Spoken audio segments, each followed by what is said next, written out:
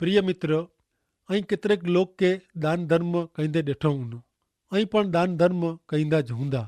પણ ધર્મદાન કરીंदल વ્યક્તિ जॾहिं धर्मदान करे तॾहिं इन जे मौजो देखाव अथवा मौजा भाव અહીં कॾहिं वांचियो हुयो? घणे भागे त हृदय जा भाव ने वीचार मानवी जे मौते अचे वगैर रह नथा, सिवाय क मानवी नकली मौजा मोहरा पेरे में पको वे, एतिरे क ढोंग पाखंड करे में होशियार वे।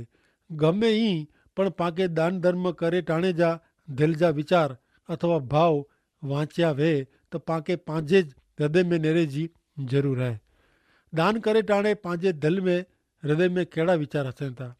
कोरो ईश्वर मथे उपकार करे जा, समाज में मान मेळवे जा, ना छुटके फरज पैती तेला दान करे जो आए इन जे खारजा, ईश्वर वटा कीअं कमाए गने जा, दान देने पुठिया जा पांजा हेतु केड़ा वेंदा?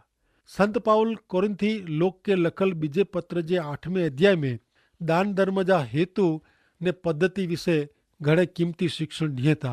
हाणे मित्र અહીં सुनो बीजो कोरिंथी के पत्र 8मो अध्याय ने तेंजी 2 कलम। हिते चवनि था कि जिन संकट में जा ऊ पसार थिया उन्हीं में उन्हीं जी आखिरी कसोटी थी है, पण उन्हीं में मजा ने आनंद घणे वो ने तेला वो जेकी घणे गरीब वा छता उन्हीं घणे दिल से दान दिनो। અહીં न्यारो मित्र मकदोनिया प्रदेश जा विश्वासी लोग उन्हीं जी गरीबाई में जा दान दिनो। ऊ गरीब वा छता उन्हीं पैसे जी मदद क्यों, ऊ साहूकार न वा, उन्हीं जा वधु पैसे में जा दान दिनो न हो, उन्हीं ता उन्हीं जी गरीबाई में जा दान दिनो। अज अड़े दान धर्म विषय घणे ओछो सुनेला ने जानेला मिले तो। भले हाणे पाउल मकदोनिया प्रदेश जे विश्वासीअ जे दान धर्म विषय साइदी पूरींदे अॻियां 8वें अध्याय जी 3 ने 4 कलम में चवनि था कि उन्हीं जेतिरो ॾेई सघाजे एतिरो न, पण इनू वधू ॾिनो। इन जो आऊं साक्षी आहियां। यहूदिया में ईश्वर जे लोक के मदद करे में उन्हीं जो भाग पण गिने में अचे, अहिड़ी विनंती उन्हीं असांखे कयूं। मकदोनिया जा विश्वासी जेको फंड फाड़ो भेरो कयो हो उहो उन्हीं जी कृपा हुई, ऊ संगत हुई, जंहिंजो अर्थ थिए यीशु ख्रिस्त जे वाने में जा वहचणी। मित्र, उन विश्वासीअ खे हिकिड़े ॿिए ते प्रेम हो, उहो आऊं ने અહીં સમજી શકું थी न आहे। अॼु त यीशु ख्रिस्त जे समाज मंडल में हिन जात जे प्रेमदान जो प्रसंग कॾहिं कॾहिं कज नरेला मिले थो। हाणे नेरियो मकदोनिया जे विश्वासी लोग कोरो क्यों हो, उन्हीं जेको क्यों हो उहो असामान्य बाबत आहे। 5वीं कलम प्रमाणे 8मो अध्याय कलम 5। असांजी आशा करता ही ॻाल्हि वॾी हुई। पहला त उन्हीं पंहिंजी सौंपणी प्रभु खे क्यों ने पोइ ईश्वर जी इच्छा से हू असांखे पण सौंपाई विया।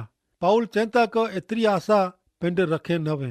सौ पहला त उन्हीं पिंड खे प्रभु यीशु ख्रिस्त खे सौंपी ॾिनो। ही कम मूर पाए जो पगलो आहे।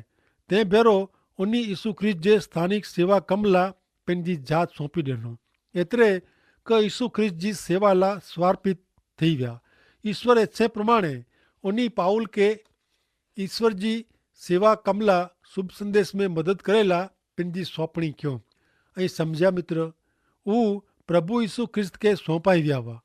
पाउल पंहिंजे पहले पत्र में मरण में जा सजीवन थे जे बारे में ने स्वर्ग विषय लिखे हुए। 15वें अध्याय में पण 13, 16वें अध्याय जी पहली कलम में लिखे कि पहलो कोरिन्थियों के पत्र 16मो अध्याय ने पहली कलम यहूदिया प्रदेश जे ईश्वर जे लोक ला राहत फाड़ो उघराए जे बारे में आऊं जणाईंदो। गलतिया प्रदेश जे समाज मंडल के आऊं जेको सलाह ॾिनी इन प्रमाणे आके कहणूं। पाउल शहर जे विश्वासी साथे घणे व्यवहारू बाबत विषय ॻाल्हि करे ला मंगदो हो। हिन ॿिए पत्र में संत पाउल उन्हीं खे चवनि था कि उन्हीं कंजूसाई से दान धर्म कयो न खपे। मकदोनिया जा विश्वासी घणे ख़ुशी मज़ा से उन्हीं जी गरीबाई में जा उॾारता से दान ॾिनो हो। ही चित्र कहिड़ो लॻे थो? ईश्वर ख़ुशी से जेको दान धर्म कईं था उन्हीं खे प्रेम कईं था। हिते हू ॻाल्हि व्यवहारिक रीते ॾेखारिजे थी, ही संगत आहे। उन्हीं वटे जेकी वो इन में जा ॾिनो, उन्हीं खे जेको आध्यात्मिक आशीर्वाद मिले वा इन लाइ जाणे यरूशलेम जे समाज मंडल जा देवदार हुआ, प्रभु यीशु ख्रिस्त जो शुभ संदेश उन्हीं वटा मेळव्यो हूँ। हाणे उहो यरूशलेम जी डोकारग्रस्त समाज मंडल भौतिक रीते मदद करीने पेंड आभार मनीए था। गलातिए के पत्र 6 अध्याय ने 6 कलम में संत पाउल चेता कि ख्रिस्ती संदेश जो शिक्षण गिनदल माण्हू के पंहिंजे शिक्षक के मेड़े ख़ासी बाबत में भाग ॾियणो खपे।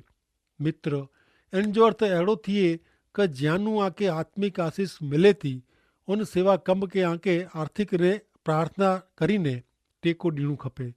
रेडियो कार्यक्रम मार्फते प्रभु यीशु ख्रिस्त वटे अचीने पाप जी माफ़ी ने मुक्ति जी ख़ातिरी मेळवींदल हिकिड़ा भाउ पंहिंजे गाम में प्रभु मंदिर ॿधेला दान में ज़मीन ॾिनो। घणे ख़ुशी से राजी खुशी ने उत्साह से दान धर्म इन प्रमाणे थियो खपे। मित्र, फर्ज पाड़ीने कि जोरीअ दान धर्म करे जो कीअं अर्थ न आहे। ईश्वर जा पवित्र वचन ॿिया लोग मेळवी सघनि तंहिंला यीशु ख्रिस्त जो मुक्त संदेश नाश में वेंदल जीवात्मा ला मेळवी सघे तंहिंला दान धर्म करे जी पंहिंजे हृदय में इच्छा हुअणी ज़रूरी आहे। आके यादि हूंदो ज मित्र कि प्रभु यीशु ख्रिस्त जॾहिं हिन पृथ्वी ते वाह तॾहिं उन मंदिर में रखे में आवल दान पेटी में दान रखंदा हुआ। उन जो निरीक्षण कयूं ऐं मञा थो कि यीशु ख्रिस्त अॼु पण अहिड़ो निरीक्षण कयूं था। उन टाणे हिकिड़ो साहूकार माण्हू अचीने घणे वॾो दान धर्म दान पेटी में विधे, पण हुते हिकिड़ी ग़रीब विधवा स्त्री हुते अचीने 2 निंढा सिक्का विधे। प्रभु यीशु ख्रिस्त तॾहिं चयो कि उहा ग़रीब विधवा स्त्री 2 मीणी करता वधु दान ॾिने आहे। उहा विधवा स्त्री पंहिंजी ग़रीबाई मेजा ॾिने में ने उहो इन वटे जेकी वो उहो मिड़े ॾेई ॾिने। उहा मंदिर जे दान जी रक़म साथे उन ग़रीब विधवा जे त्रांबे जे निंढे 2 सिके जी सरखामणी करे में अचे त त्रांबे जा 2 निंढा सिके जो दान साव मामूनी लॻे। पर दान ला प्रभु यीशु ख्रिस्त ईश्वर जो मूल्यांकन वताईंदे चयो लोक जो 21 अध्याय तंहिंजी 3 ने 4 कलम में कि आऊं आके सच्चाई चवां थो कि ही ग़रीब विधवा 2 मीणी करता वधु विधे आहे। कारण ॿिया त उन जी संपत्ति में जा जेकी वधारे कढी सघाजे इन में जा अर्पण कयूं, पण उहो पिंड ग़रीब छतां जीवन गुज़ारेला जेकी वो उहो मिड़े ॾेई ॾिने।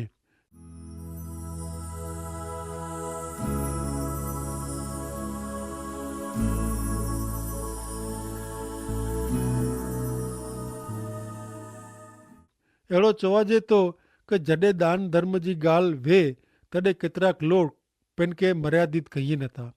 उदारता में उहे घणे हद वटाए वञे था। पर मित्र, वॾे भाग जा लोग पंहिंजी उदारता सौड़ी करी वेझनि था।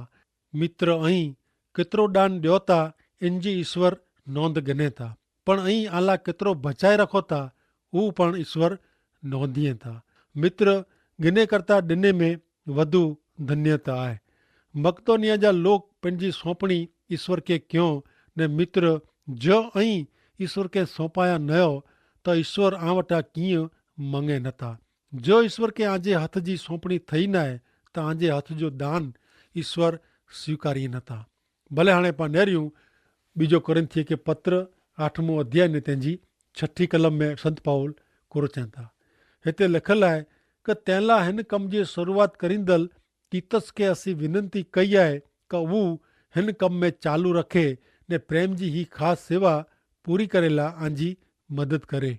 पाउल चवनि था कि जिन कृपा से मकदोनिया प्रदेश जे विश्वासी के दान धर्म करे जी सलाह ने प्रेरणा मिलई, उज कृपा कोरिन्थी शहर जे विश्वासीअ खे पण दान धर्म करेला प्रेरणा ॾींदी। मानवी जेको ॾिए था इन में इन जी सची कसोटी थी वञे थी। कोई चए आहे कि ईश्वर जी भक्ति आराधना ला 3 बाबत जी ज़रूर पए थी। पहली बाबत बाइबल, ॿियो भजन जो पुस्तक ने 3 विश्वासी जे पैसे जो पाकिट। दान धर्म ईश्वर जी आराधना भक्ति जो भाग आहे। जो पाण वटि दान धर्म करे जी कृपा न वे त पाण ईश्वर खे प्रार्थना करे जी ज़रूर आहे कि ईश्वर पाण दान धर्म करे जो मन ॾिए। विश्वासीअ जे हृदय में विश्वास नाश में वेंदल आत्मा जो बोझ ने ॿिए लोक खे यीशु ख्रिस्त जो मुक्ति संदेश पुॼाए जी इच्छा, ईश्वर जे राज्य जो विकास करे थो। प्रेसित संत पाउल कोरिन्थिये जे विश्वासीअ खे 7वीं कलम में चवनि था, 2 कोरिन्थिये के पत्र 8 अध्याय ने 7वीं कलम, विश्वासी वाणी ज्ञान मदद करे जी आंजी इच्छा ने आंके ने आला असांजो प्रेम ओन मिड़ी में अहीं धनवान आयो ने तैला प्रेम जी हिन सेवा में अहीं ओडार बनो, अहिड़ी असांजी विनंती आहे।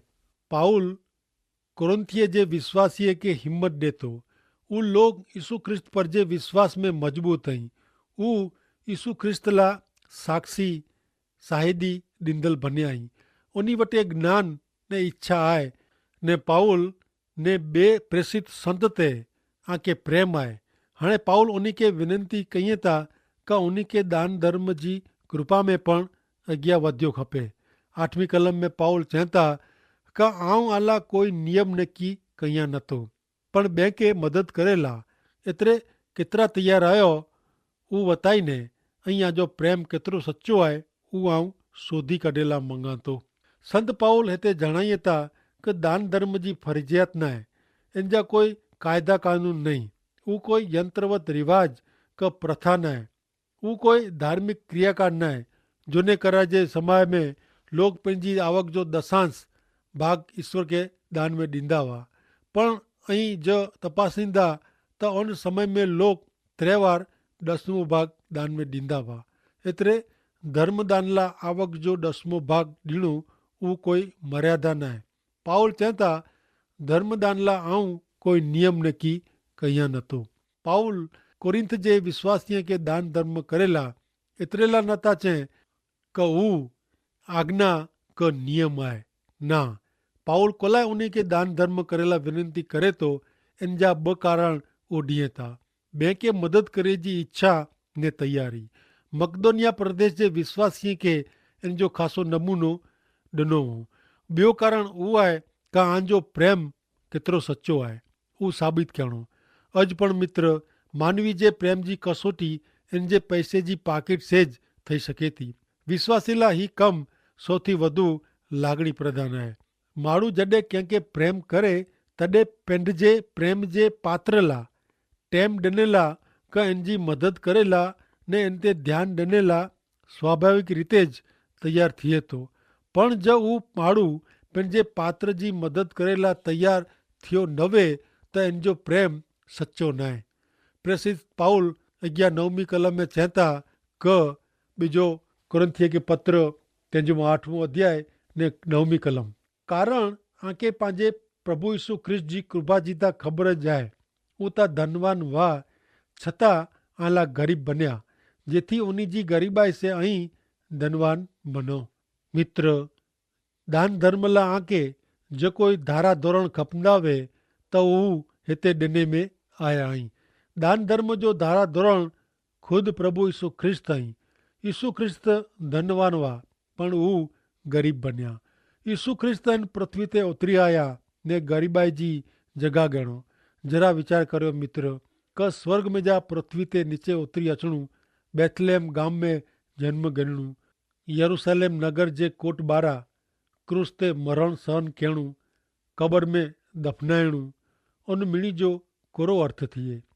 यीशु ख्रिस्त धनवान वाह छता हू मूला ने आला गरीब बनिया। मित्र फिलिपी लोक के पत्र 2 अध्याय 6-8 कलम में पंहिंजे ईश्वर स्वरूप वाह छता ईश्वर साथे जी उन्हीं जी समानता के हू विड़गी रहा न, पण उन्हीं स्वेच्छा से पिन के खाली क्यों ने दास जो रूप धारण क्यों। हू माण्हू तरीके जन्मिया ने मानवी स्वरूपे प्रगट थिया। पंहिंजे नम्र थई मरण सुधी, हा क्रूस पर जे उन्हीं जे मरण सुधी आधीनता जे मार्गे हलिया। प्रभु यीशु ख्रिस्त जे हिन अजायब बलिदान के ऐं आजे दिल से मन से समझायो। कोरो मित्र ऐं यीशु ख्रिस्त जे शरणे अचीने ऐं धनवान बनो था। मित्र आर्थिक अर्थ में न तो पुछां पण कोरो आके पाप जी माफ़ी यीशु ख्रिस्त जो न्यायपणो ने अनंत जीवन मिलियाई ऐं इन रीते धनवान बनिया आहियो। तंहिं माटे ईश्वर पिता के सहाय कईं। आमीन।